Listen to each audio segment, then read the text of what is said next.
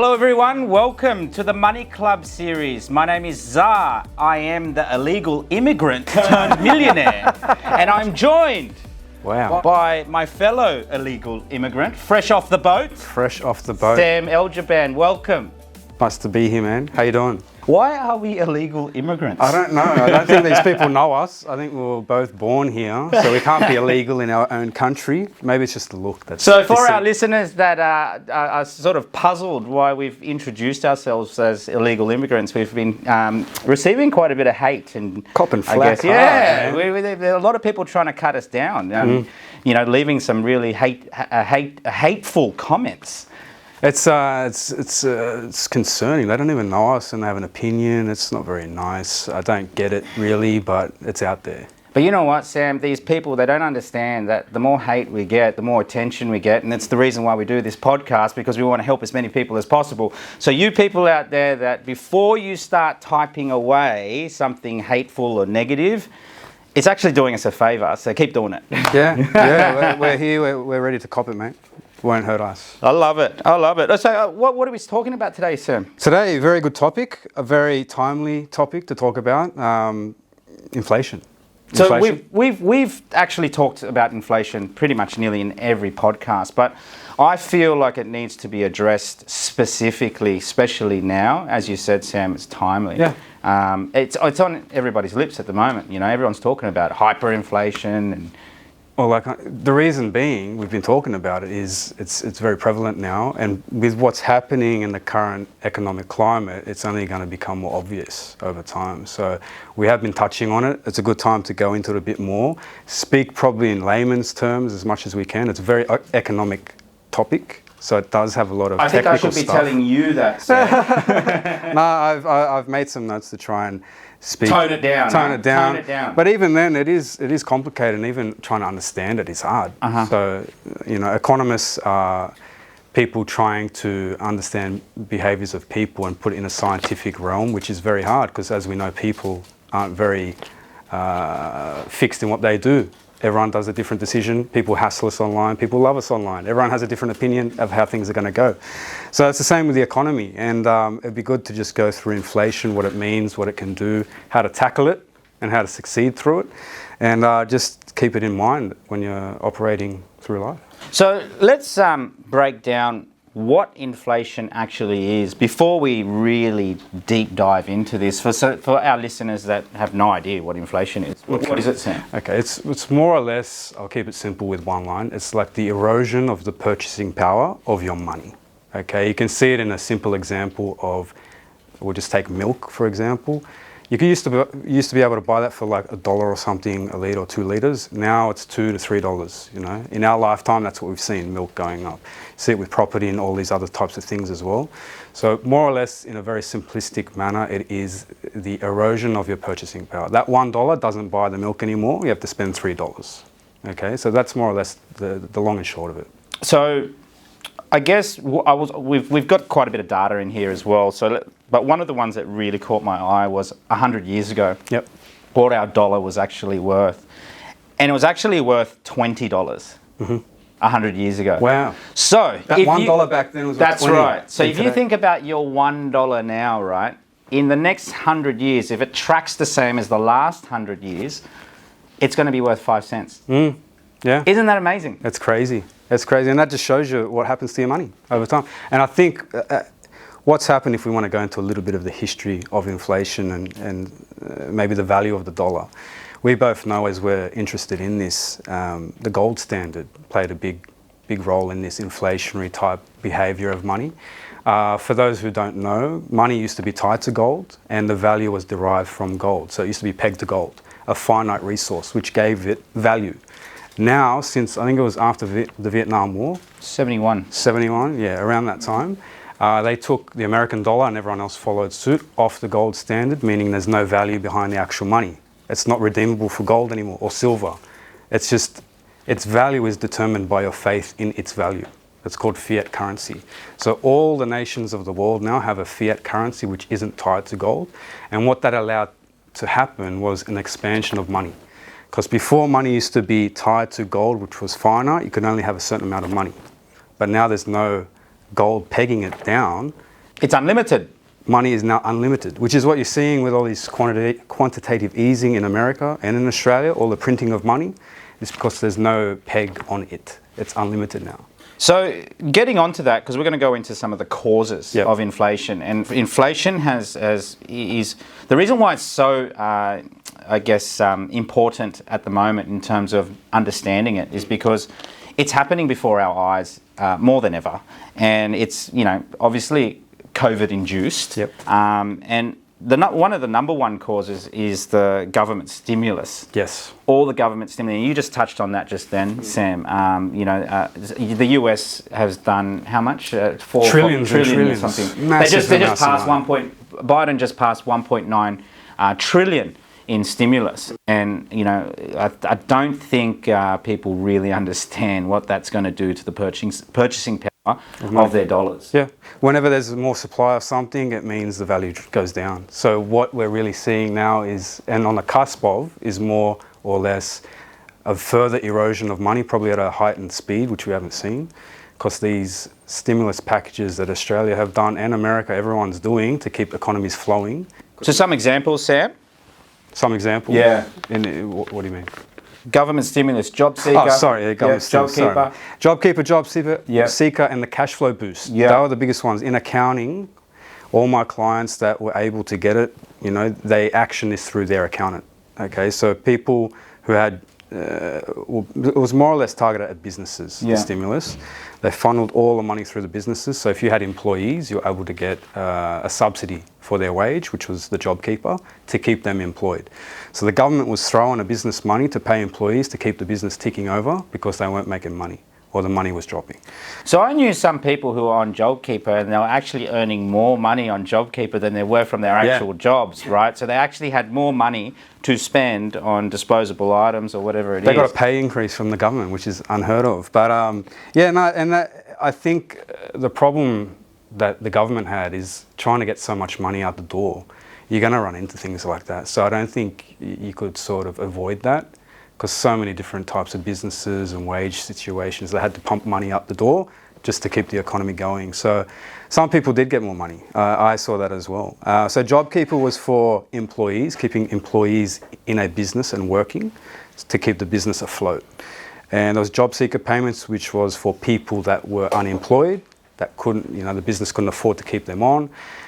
They had to get rid of them, and the government was paying more or less a Centrelink allowance to them, but they heightened it. I think they doubled it for a period of time. So they were throwing money at newly unemployed people. And another massive one, which the government provided to business, was the cash flow boost, which was more or less up to 100K given to each business that was trading with employees. Massive amount of money. Can you imagine, like, all the eligible businesses? I don't know the dollar figure of how much was given to business, but 100 grand per eligible business. Yeah, it was billions of dollars worth of stimulus. Massive amounts of money thrown in. So that there, I guess, is what everybody has heard about. But I guess what a lot of people fail to also realise is that on a larger scale, things like infrastructure projects that are being brought forward because the government's trying to create more jobs and really bring all of those projects forward. So what's happened is that obviously costs money, and we're talking billions of dollars, and that's probably goes beyond the JobKeeper and the job seeker and all of that stimulus. We've got to understand that the government is really printing a lot of cash right now. The government always is doing that, like they're always doing these big projects, but like you said, they're bringing forward a lot of projects now because they see the need. They see the need to keep the economy going, keep people employed, keep businesses going. They're throwing out contracts, big builds, big construction projects. So this was happening anyway, Sam, It's right? happening anyway, but they ramped it up. They ramped it up. It's on steroids. It's on steroids. Just like you. Number two, a cause. Another cause, well, we touched on it there. Another cause. Did we touch on it? I was going to mention government printing of money, government bonds, but that's okay. It was all wrapped up in. Yeah, we all know that the government's just gone crazy with creating this cash. Creating money. They've got the capabilities to, right? Because now it's not backed by anything. There's unlimited sources, so for them they can just keep writing the check, right? And unfortunately, it's us who have to pay for it. Yeah. You know, and we're going to go into ways where we can combat this further into the podcast. But we're just going to go cover off on some other causes. So the number 2 we've got down here is the low interest rate environment. Yes. And it's been a hot topic of late, and it's probably, you know, one of the reasons why the Australian property market is going through one of its biggest booms in history. Very, very crazy. Money's cheap. Very cheap. I think that's probably the most obvious of all of these causes to the normal consumer out there. Everyone's checking their mortgage rates. If you're in property, you're looking at that all the time, waiting for the RBA reports and all that kind of stuff. So probably the most obvious one to most people is the low interest rate environment. And yeah, what that means is more people are able to borrow money. So there's more people in the market to borrow money. More money in an economy can create higher prices on things. Property will go up. More people can borrow, more purchases can occur, prices will go up. So if your repayments are, say, you know, $2,000 a month, your mortgage repayments, you know, and you were paying, you know, about 4 or 5 years ago, what was the interest rate? About 4 or 5%, 4 to right? 5%. And now it's less than half of that, right? So you can essentially afford to borrow double or even triple the amount that you could back 4 or 5 years ago. Obviously, people are going to take that into account and go, hang on a second, I can get a better property, or now I can actually get into the market. So it's increased that money supply in the economy, and now it's just pushing those asset values up. That's it. So people already in debt can get more debt for the same amount of money they're making, and there's the new entrants like the new home buyers. I think I read a report saying most of the property purchases occurring now are new home buyers who previously couldn't get in. But now, because low interest rates and they can afford it more, they can jump in, creating more demand. It's so funny because booms are usually driven by investors, but right now it's being driven by just owner-occupiers and first homeowners, right? And wait till the investors jump in. They're only just getting in now because they're seeing the returns, and it's really just, it's crazy. It's scary to see what's going to happen. It's really sort of putting that line in the sand of the people that have money and the people that are just going to be poor. And touching on investors, that'll just be local. Imagine when the borders open and foreign people start coming and start buying up here, moving here, even more demand. So right now it's all local demand, which is spurring this on. So a couple more years, it's going to be very interesting to see what happens. Yeah, so we haven't even hit that second stage of the local investors yet. And then once we hit the foreign investors, then mate, forget about it. We got to move to Bali, man. I had a client this week actually. He called me because he couldn't believe what's happened to his property. He bought in Eastwood in Sydney, I think in 2019. He's selling it now 2 years later. They're probably, you know, with COVID, that probably started just after 2019, early 2020. So there hasn't been much other demand, just local, for this property. It's gone from 1.3 to 2.3 in 2 years. $1 million. The bloke made $1 million, and he called me going, do I get a capital gain discount? He's scared because he doesn't want to pay too much tax. Too much, yeah. I'm like, a big gain, isn't it? Okay, you get the discount. But that's just to show, that's a local demand, really. Wow. $1 million That's amazing. in Eastwood. And you know what's funny, Sam? A lot of the time, like back in the day, we used to look at $1 million as a lot of money. The guy just made it in 2 years. But right now, it's not really that much money. No. You know, if you can make money like that in 2 years from doing nothing, right? It's the value of that $1 million is not that much because there's a lot of fast gains happening in the marketplace right now.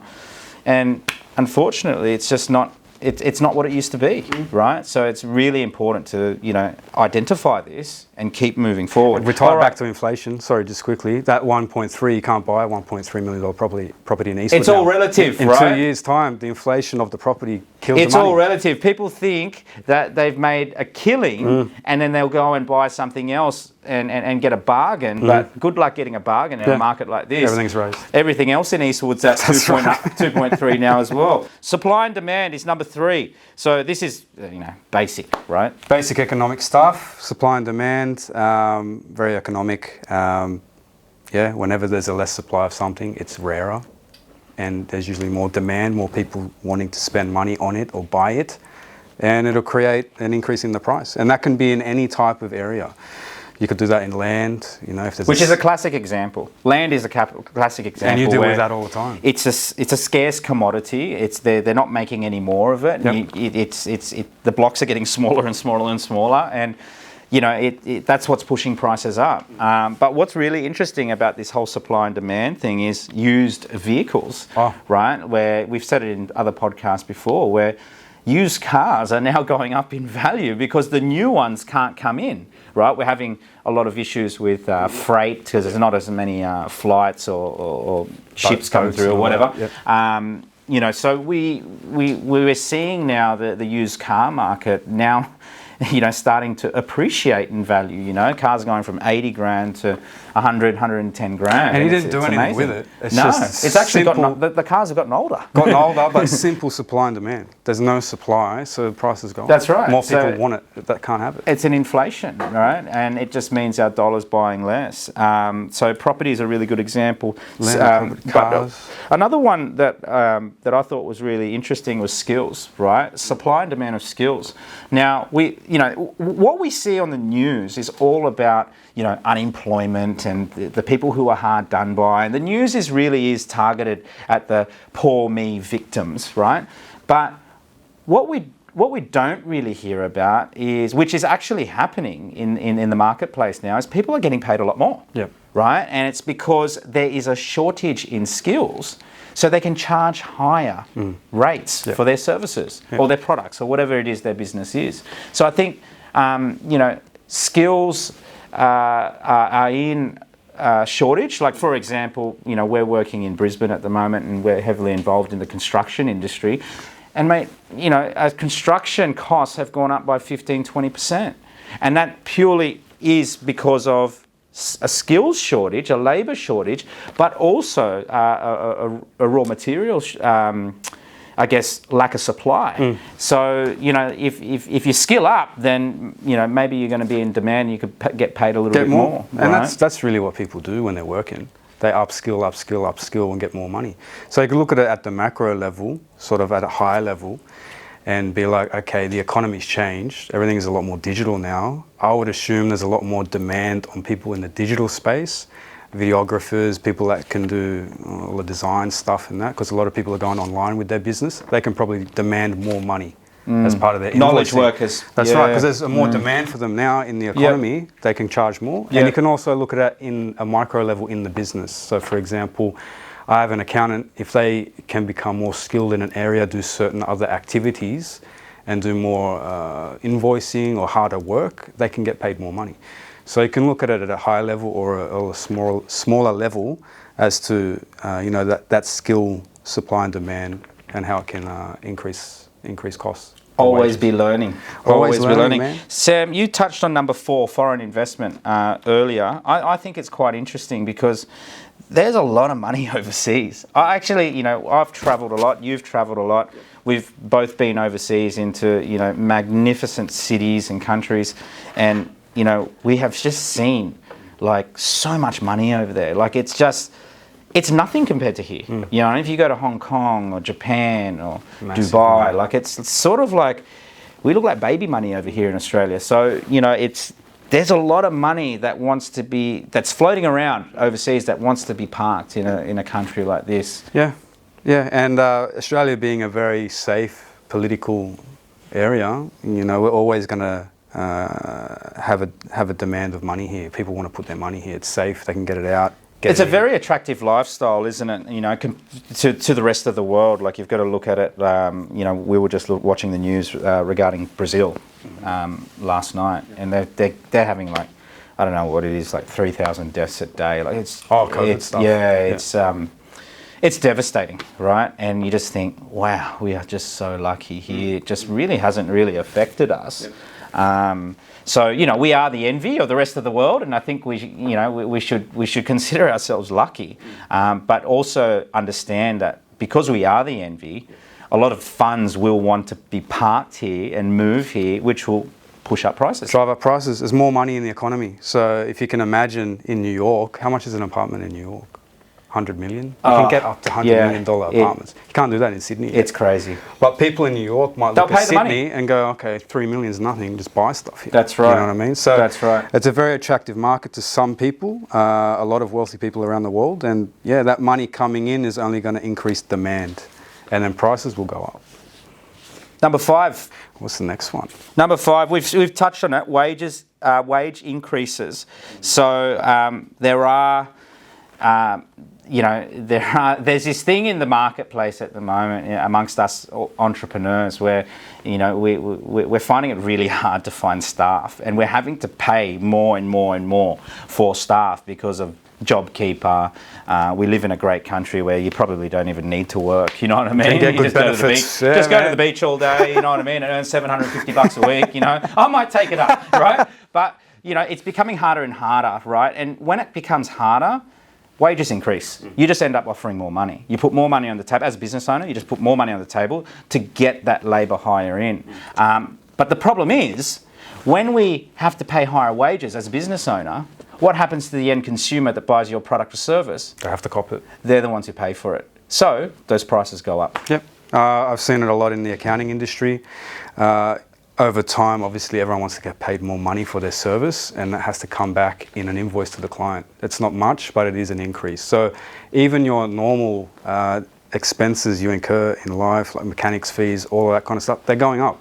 They're going up. That's inflation. Wages help. Did you just increase. say mechanics? Mechanics, yeah, they charge No, more. they're rorts. Mechanics are rorts anyway. I know. Right? And then They've got their own little trick with inflation. There's a mechanic inflation rate, man. It's a lot higher than normal. But every invoice you're getting, if you really look at it, is going up over time. And wages is a big component of that. To attract and maintain people in there, in those businesses, they have to pay them more money, which will come out in the whitewash in the invoice. So Sam, after discussing all of those 5 causes of inflation, I'm actually quite depressed, and I'm very, I'm a bit gloomy about our future. I think we need to now start talking about how we can combat it, right, and give our listeners and viewers some tips on how to hedge inflation, or even beat inflation, or even profit from inflation, right? Yeah, no, well, if we know it exists, we have to try and tackle it. So, well, which is what we talk about all the time. It's something we're extremely passionate about, right? Hedging inflation and profiting from inflation, because we get to really understand the financial markets and really sort of, take control. Yeah. I think the worst thing that you can do is just allow all of these things to happen and just sit back and expect that you're going to get looked after. You're not. You're actually getting kicked in the guts right now. You have to act. And what most people do is save money. And in this environment where inflation is going to occur is the worst thing to do. So if you're doing nothing, you're in a bit of pain, and you should be listening to us. Which is not our number one, right? Cash is trash, right? Like, people have to get out of their heads that, stop using money as a measuring stick. You need to start focusing on value. Like, what are you actually getting? We talk about this in the property industry. I talk about it in commodities and all of that sort of thing in terms of supply and demand. Yep. Stop looking at money as the official measuring stick, because it's always going to change, right? Yeah, and money really, we talked about it before, it's a medium of exchange. That's all money was used for, it's to trade. So money in and of itself as an investment or something isn't really fruitful unless we have high interest rates. We're not in that environment. So if you have a lot of money and it's high interest rates, by all means, keep the cash. Well, but we don't have that environment. We've talked about it before, Sam, like our parents. So we had the millennials, right? We're probably one of the first of the millennials, and we're sort of representing them. And our parents, they were the baby boomers, and, they could put $1 million in the bank back 30, 25 years ago, whenever it was, and earn 100, 150 grand a year. Easy, 10, 15%. Yeah, in interest, right? So, our parents hammered into us, save money, save money, save money. But what they didn't hammer into us was all of these things that are causing inflation, and now we're at a point where money is actually becoming worthless. So what we need to do is sort of do the opposite to what our parents did, and put our money into other things. That's right. I had a economics teacher. I think I told this story before, but it's a good one to remind people of. Having money, money is one thing. Having it in a bank account, you get some interest. that can at least negate some inflation, because interest is supposed to sort of negate the inflation. So you're not losing, but you're not making. You're just keeping par. If you have actual cash, that's the worst thing to have, because it's not in the system and it's not getting you interest. So a lot of old school people, I used to deal with them a lot in accounting, they had market stalls and had a lot of cash. That's probably the worst thing to do, hoard cash. That whole cash under the pillow, very bad idea. It's going backward faster and faster. You might as well bank it. Banking money is better than holding the cash. Of course. So that's just another little tip. But That's yeah, a good tip, Sam. cash goes down It's a over good time. tip because we're so excited to earn 0.001%. That is, I think I had a client with about $1 million in the bank, and they had about 10 grand interest, Oh, 15 grand interest. Mate, that's a holiday. Nothing That's a holiday. for $1 million. Terrible. They have to do So something. get with rid of all your cash. You know, you've got a good example here, Sam. A silver ounce it. Yes. used to be worth $1. Yeah. Now, an ounce of silver is worth $30. Yeah. But there's also something interesting written underneath it saying silver is for pussies, get into gold and platinum. Well, how much is a keg of silver right now? Australian dollar. Man, I haven't tracked it. For in a our while. listeners, right, you need to know that Sam is a big believer in silver. He loves it. I have some, but there's a reason. It's supposed to, okay? It's supposed to track in a ratio to gold, and it's out by a lot. And what they're saying in the silver space, I'm not a guru in this, but I've read a lot about it. They said the ratio's out and silver should be worth like times 10 to 15 times more than it actually is now because of its relationship with gold. And it's not happening due to some manipulation of CFD traders and some big managed funds doing trading of contracts. So there's a reason behind it. Sam, that's very fucking confusing. And I think our listeners Don't buy silver. need to know how much is a keg of silver, around $1,300. It's about 15. And I think they want to know, when are you going to join the big boy club and buy a keg of gold and platinum? So a kilo of gold at the moment, I think it's actually quite good value, $73,000 I think it is. 73. Yeah, it's actually quite good value because it's taken a bit of a dip. But see, with I gold, think that's one bar. But with silver, that's like, I have a whole vault. It just looks better. All show, no go, Sam. But I think platinum's the next big thing. I was actually talking to your brother about it. He's a big believer in it. Yeah? I think it's about 44,000 a kilo. So, I mean, you don't have to buy kilos, right? You can buy ounces and coins and all of that sort of thing. But we like to talk kilos because it makes us feel good. And number 2, to combat it. Let's move on.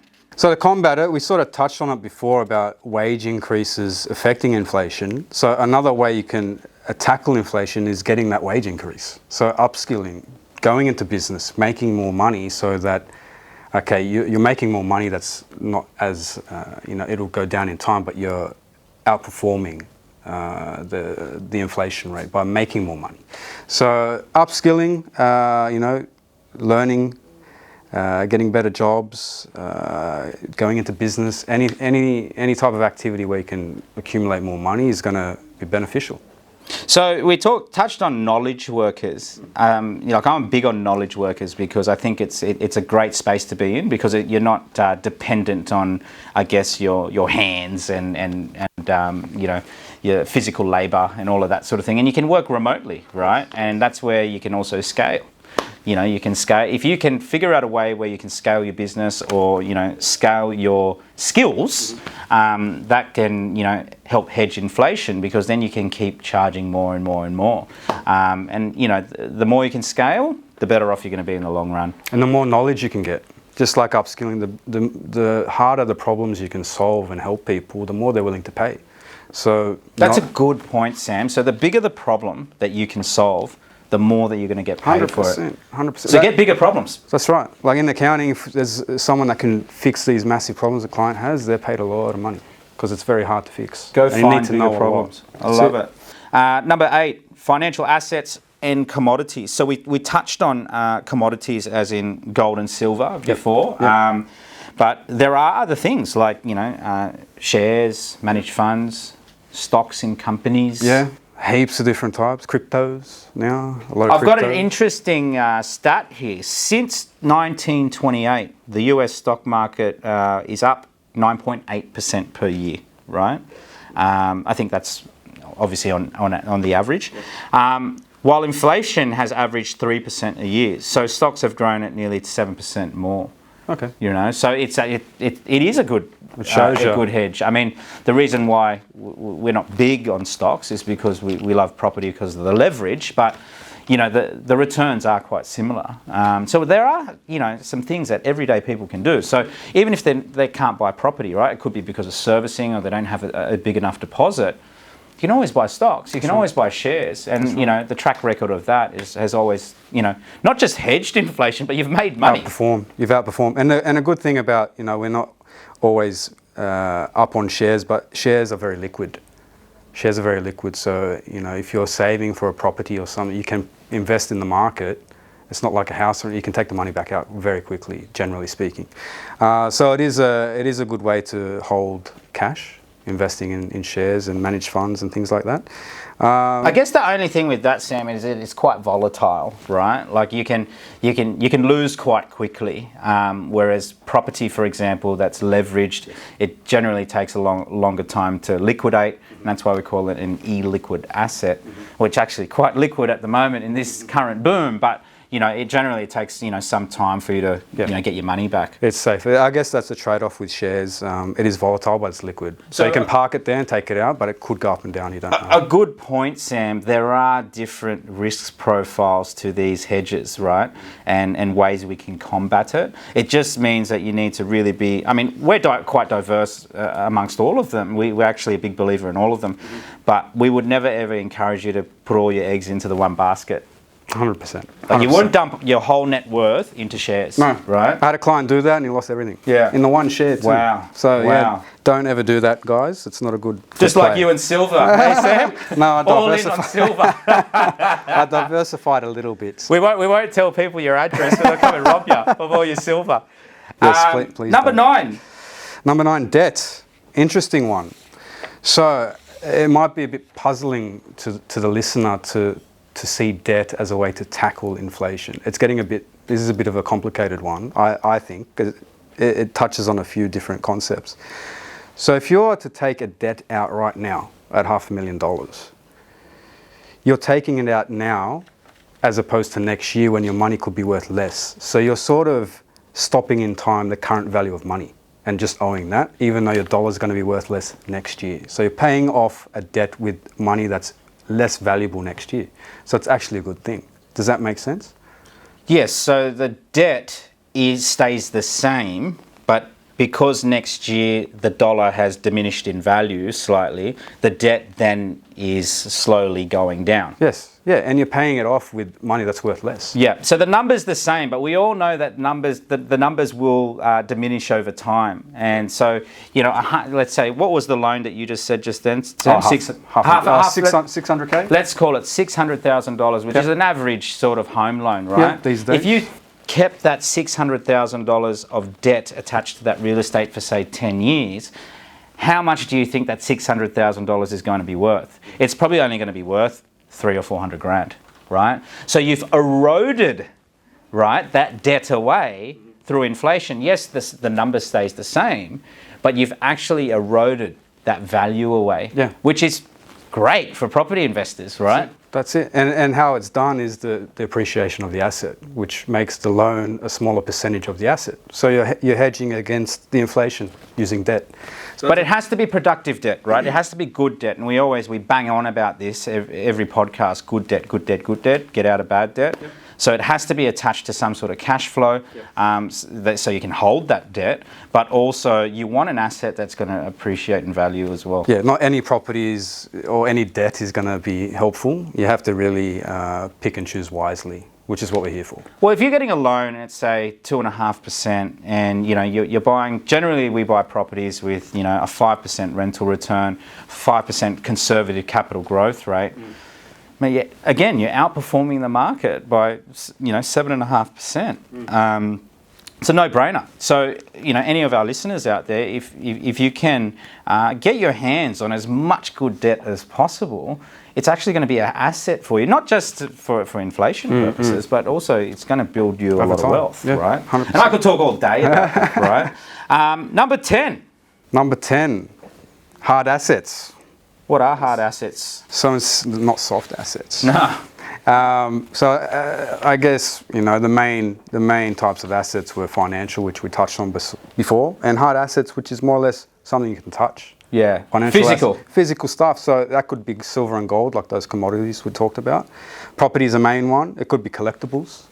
A lot of people investing in watches and artworks and things like that. And similar to any type of investment, over time it'll go up. And through inflation, supply, demand, all those other things. I'll tell you what's been going up a lot lately. Remember those old SS Commodores and those Brock specials, and I mean they've always been going up. I don't know too much about it because I'm not much of a car guy, but it's amazing to see these cars that were once driven by these bogans that were just like rubbish. And now, no offense to those people that love those as collectibles, but now they're so expensive. They're like 150, 160 grand. Yeah. They're so in demand. It's crazy. Right? So that's another great way of hedging inflation, like physical assets, because it doesn't matter if we go through a recession, like we just did, hard assets tend to go up in value because you can touch and feel it. That's it. You've got control over it. My dad actually bought one of those cars back in the day, a Tirana. Yeah, so my dad had a Tirana. My dad had a Tirana as well. Yeah. For our young listeners, a Tirana is it a V8? Yeah, it's a V8. V8. The SLRs, those the old little SLRs. coupes. The SLR, those flares on them. Yeah, that's it. They're cool Same. cars, man. So your dad had one too? Yeah, he had one as well. Do you know how much? Did he ever tell you how much he paid for it? Oh, he would back in the day. I don't know. He probably stole it. free Tirana. My dad, I think he told me he bought it for about $6 back in the day. Now that same Tirana, if he held it and if it's in mint condition, would be $200, $150. Wow. Insane. So Wow. it's just another example of a type of asset which you might not think about. We talk about property and all these other things, but cars, man, if it's a collectible, will go up. Wow, there are so many things other than cash that you can put your money into, 100%, right? yeah. So I really enjoyed that, Sam, because a lot of people are telling me, "Oh, inflation. What should I do? I've got cash in the bank." And not everyone can buy property. Not everyone knows where to park their cash, and I guess what we want to add to this podcast is that none of this is financial advice. If you are deciding to invest, a fairly large amount of money into something to hedge inflation, we recommend you get proper financial advice and just take this as financial education. General information. That's it. Something to spark some thoughts and creativity and do something with your money. Well, Sam, thank you It was a pleasure. for your brains today. You've done very, very well. All good, our my listeners. fellow illegal. For you guys out there, if you want to get in touch with us for any accounting services or anything like that, tax returns, business advice, wealth creation, please DM us through Instagram, Facebook, and you can get to us directly. You'll see our links. So thanks, Sam. Thanks, guys, for listening. We'll see you next time. Peace. See you guys.